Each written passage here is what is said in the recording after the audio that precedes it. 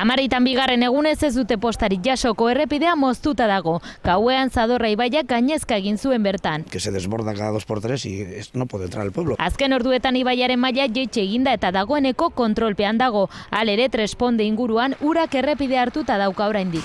Araban elurrak euriari utzi dio lekua, atzo gauetik ona Agurainen 58 litro bota ditu metro kuadroko. Ozetan 69 litro eta Navarreten berriz 45. Uribarriko urtegia 197 dago eta 30 metro kubiko segundoko isurtzen ari da.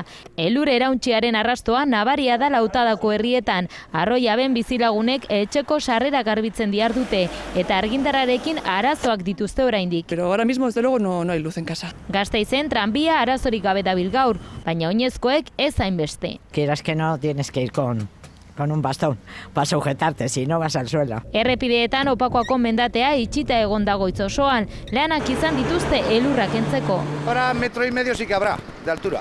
Ordu honetan turismoek ateak behar dituzte bertan ibiltzeko, baina arratsalderako guztiz irekita egotea espero da.